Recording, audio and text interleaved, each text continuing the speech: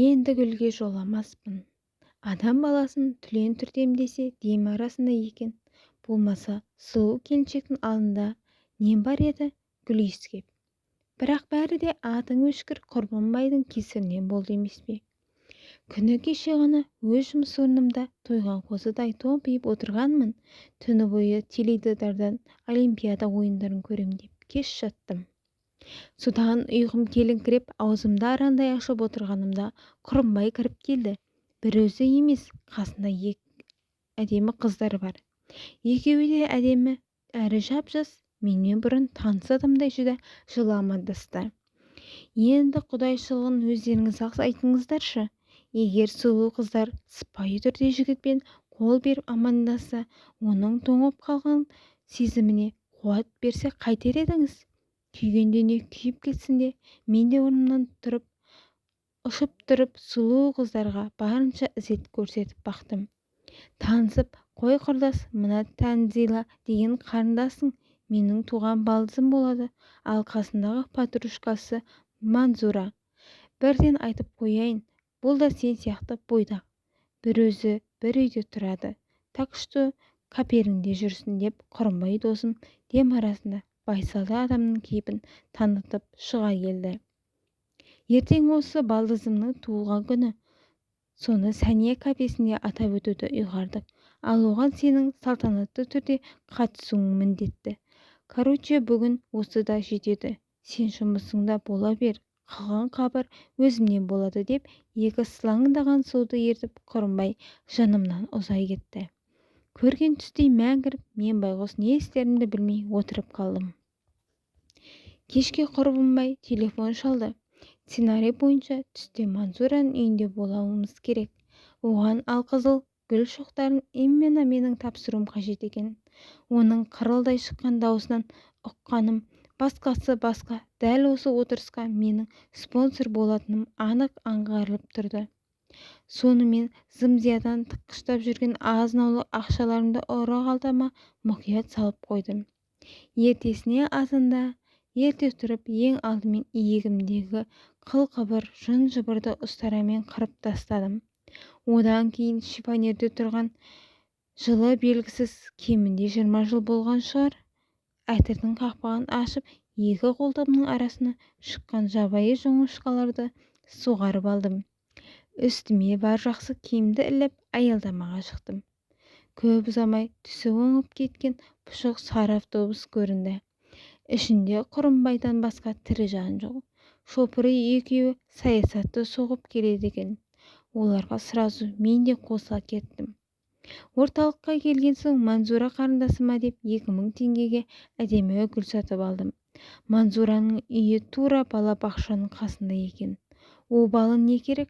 Манзура Құрымбай екеумізді жүдә жақсы қарсы алды. Қолымдағы гүлді өте ыстық ықыласпен қабылдап, оны гүл салатын базаға қондырды. Өзі одан әрі аулада картоп тазалауға кірісті. Ал мен сол жерде біраз тұрыңқырап қалдым. Кенет назарым аулада өсіп тұрған гүлдерге түсті. Ой пірмай-ай, есік алдында өсірген гүлдер қандай тамаша еді. Қызыл гүлдер, сары гүлдер, жасыл гүлдер. Сол кезде қай шайтанның иығымды қиқаң еткізіп түрткенін білмеймін.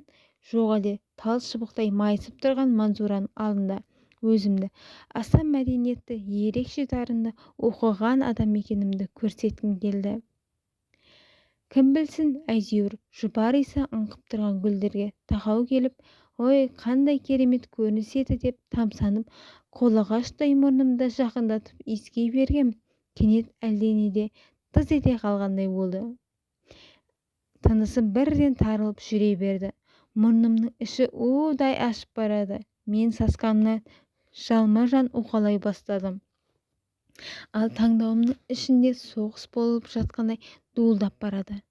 Әлдекім бігіз тықты ма, жоқ әлде қып-қызыл шоқ түсіп кеткен бе, айырып бола алмайсың. Уқалаудан қайран жоқ болған соң, жер дүниені басыма көтеріп, сол арада ой бір сіңбірдім-ай кеп. Өзі қоңқиған дәу мұрнынан болған соң, оның даусы да өте ащы шығатыны белгілі жағдай. Тарылдата үш сіңбірген кезде құйтаққандай екі бал арасы мұрнымнан сүйретіліп әрең шықты. шыбын жан дегенің қашанда тәтті емес пе? Екі араға көңілім толмай тағы да қатты астатып қалып кеткен соң танауды және 2 рет от алдырдым. Жоқ, әлдебір қара қошқыл заттан басқа жерге ешнәрсе түскен жоқ. Осылайша паразит аралардан құтылдым. Бірақ уақыт өте келе менің мұрнымның көлемі, фигурасы өзгере бастады. Оттай ыстық болып кеткен ол жерден бетім көрінбей қалды. Сонымен әңгімені созып, сіздердің бастарыңыздың несіне қатыра берейін. Сол күні болуға тиіс отырысым болмай қалды. Оған не себеп дейсіз ғой? Бәріне кінәлі Мансура сұлудың өзі. Мен арамен шайқасып жатқанымда орнынан жеркене тұрып кеткен Мансура Құрымбай жездеге маған тауып берген жігітіңізге рахмет, мен ондай мұрынбоқпен жүре алмаймын.